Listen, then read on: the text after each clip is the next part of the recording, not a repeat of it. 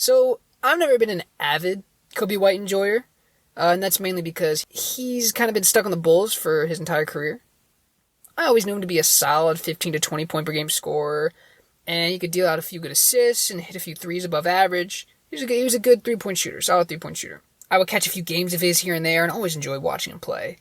But because the Bulls have kind of been in the limbo period while he was there, well, really a sinking ship. But because of that, I never really caught much of him. When it was announced that he'd be traded to the Hornets, I thought, that's kind of cool. He was a pretty young player. I think that'd be a good change of scenery, good change of space. I think it would be a pretty young player going to a pretty young team that has some promise, that's showing some new signs of life, that have a fun style of basketball to watch, and I just wanted to see what would come of it. And the Hornets surprised a lot of people this year. They did. With the addition of Concanuppo in the draft and a very healthy LaMelo season in comparison to the past few, the Hornets were able to climb to 44 wins, 9th in the East, and earned a spot in the play-in. Then, the game.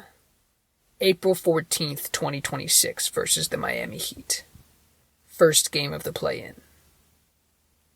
The game started out pretty good, with Miami and Charlotte going back and forth, some tough buckets were exchanged, and despite the fact that Charlotte pulled away slightly near the end of the first, it was still a very competitive game. But then, tragedy struck. A little into the second quarter, Bam Adebayo, arguably top 2 scorer of all time, and record holder for the second most points in an NBA game in NBA history, gets injured after falling on his ass while rebounding LaMelo's blocked shot, and he was out for the rest of the game. Despite that, the first half ended 54-52 Miami. And you may be wondering, wait a minute, this video is about Coby White, and we just sped through the first half of the game without even mentioning him. But, that's because he didn't really do much. He didn't really do much that first half.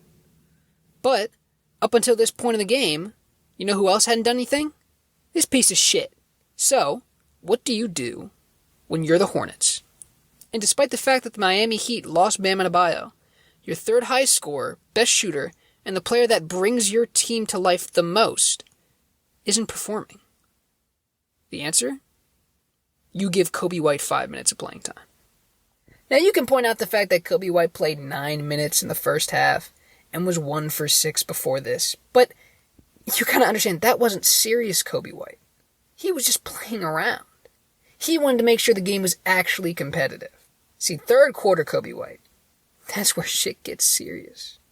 When I tell you every single bucket this man got during his 5 minutes was important, I mean it.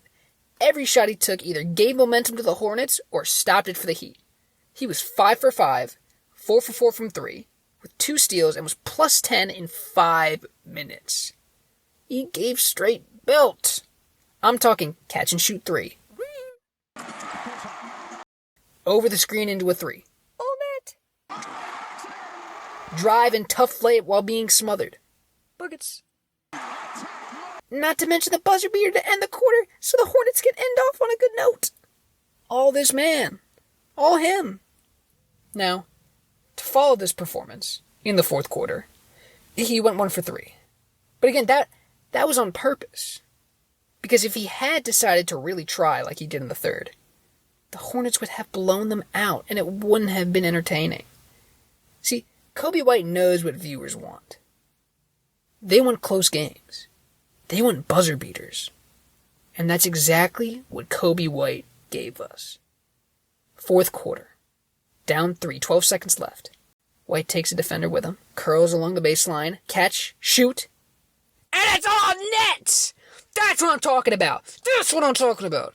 Jordan who? Huh? Huh? Game winner to seal the series in the 1998 finals? Man, get that lame-ass shit out of here! We don't give a fuck about that! We do not care! That's got nothing on Coby White buzzer beater to tie round 1 of the play-ins. Now, did Coby White go 0 for 1 with 4 minutes of PT in overtime? Yes.